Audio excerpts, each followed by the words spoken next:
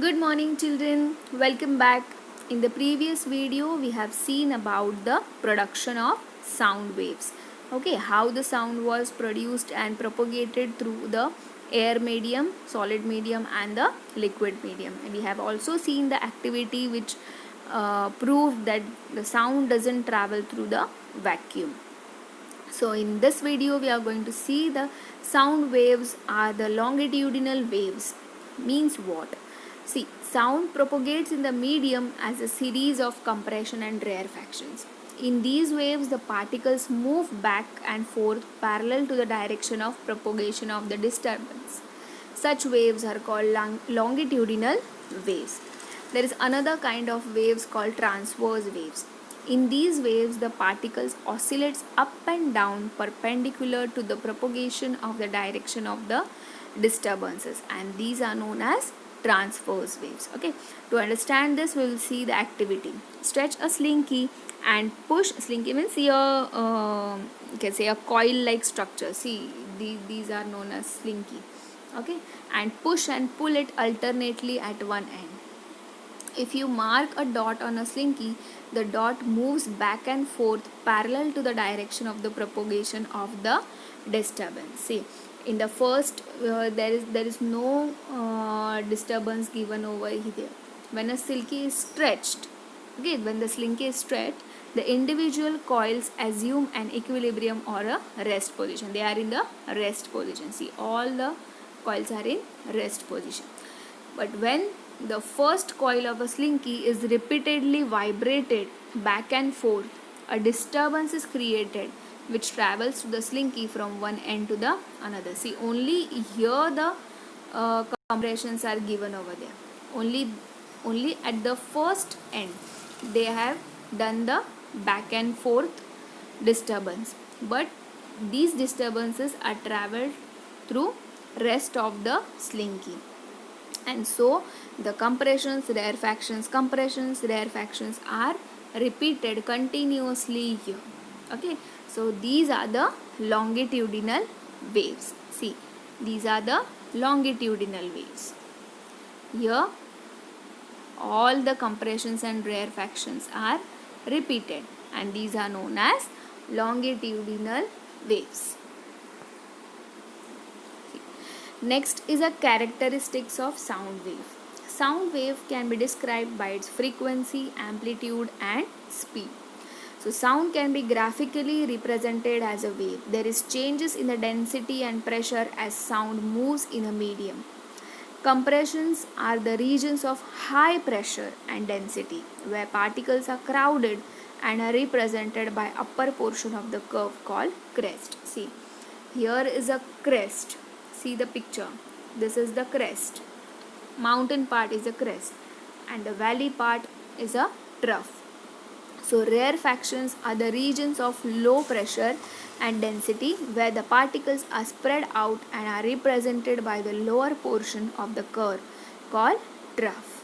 Okay, the distance between two consecutive compressions or two consecutive trough is called wavelength. Means the what you can say, the distance between the this crest and this crest is known as wavelength. Okay, that is two compressions, two consecutive means there is no gap in between. Okay, so these are the wavelength, two consecutive compression, distance between two consecutive compressions or distance between the two consecutive troughs is called a wavelength, and it is denoted by the Greek letter lambda. Okay, and the SI unit is meter. Next characteristic is frequency of sound wave. When sound is propagated through a medium, the density of medium oscillates between maximum value and the minimum value. The change in the density of medium from maximum value to minimum value and again to maximum value is one oscillation. Correct? So the number of oscillations per unit time is called the frequency of the sound wave. See, here it is given short sorry children, short wavelength means lots of waves, high frequency and high sound. Long wavelength means fewer waves, low frequency and low sound. See, where there are many troughs and many crests are given, there it means there is a high frequency, high waves, high sound.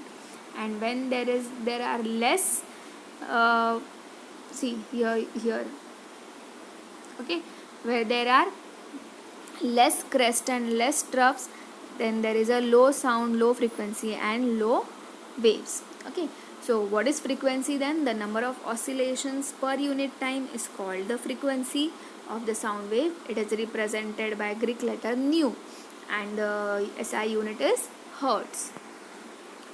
Next is the time period of sound wave. So the time taken for the change in the density of the medium from maximum value to the minimum value and again to the maximum value is the time period of a sound wave. Or the time taken for one complete oscillation in the density of medium is called the time period of the sound wave. And it is denoted, so it means that to complete, how much time is taken to complete one oscillation is known as time period. It is represented by the capital letter T. The SI unit is second. And the frequency and time are represented, that is the formula how to find out the frequency or how to find out the time. Okay, it is given by T is equal to 1 upon nu. Okay, or nu is equal to 1 upon T. Okay, see, the higher frequency waves are given over here and the low frequency waves are given over there. Okay, next is the amplitude of sound wave. The magnitude of the maximum disturbance in the medium on either side of the mean value is the amplitude of the sound wave. Or the amplitude of sound wave is the height of the crest or trough. It is represented by the letter A. See, amplitude means what? This is your baseline. Okay, from this baseline, how much crest is gone up or how much trough is gone down. That is known as amplitude. And it is represented by letter A, and the SI unit is same as of that of density or pressure. Okay, the pressure or amplitude is measured in your pascals. Okay, the wavelength is a distance between crest of two waves that are next to each other. The amplitude is how high the crests are.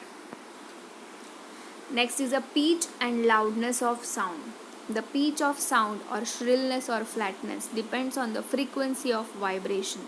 If the frequency is high, the sound has high pitch, and if frequency is low, the sound has low pitch. Okay, see over here, the short wavelengths are there, means lots of waves are there, high frequency is there, high sound is there. Here there is long wavelength, means there are less waves, there is low frequency and low sound. Okay, since the sounds are traveling at about same speed, the one with the shorter wavelength will go by more frequently. It has higher frequency or pitch. In other words, it sounds higher. Okay, that is means who has the higher frequency, the pitch will be high, and who has the low frequency, the pitch will be low. Okay, see, the loudness of sound depends upon the amplitude of the vibration. Okay, the loudness, the pitch is depend upon the frequency, and the loudness is depend upon the amplitude. Amplitude means what? How high the crest is or how low the trough is. Okay, if the amplitude is bigger, the sound is loud, and if the amplitude is smaller, the sound is soft. Okay, see, the louder sound, there are very high crest and very low trough. Okay, but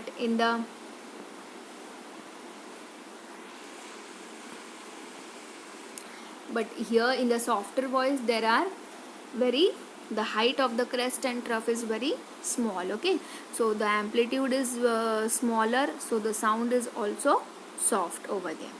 Okay, so here speed of a sound is given now. Okay, the speed of sound is different in different media. The speed of sound is more in the solids, less in liquids, and least in the gases. Okay, the speed of sound also depends upon the temperature of the medium. If the temperature of medium is more, the speed of a sound is more. Okay, and there is a relationship between the wavelength, frequency and the speed. The formula you have to remember to calculate the speed of a sound. So what do we need to calculate the speed of a sound? That is a wavelength and a frequency. So speed is equal to wavelength into frequency is a formula to calculate the speed of a sound. Okay, so here we have seen about what were the characteristics of the sound. In the next video we are going to see the concepts of reflections of sound. Many more reflections are given, that are the echo, the reverberations. Okay, so we have completed the characteristics part, that is the loudness, the pitch. Okay, we have seen about the amplitude also, what things depend on the frequency and what things depend on the amplitude. Okay, thank you children.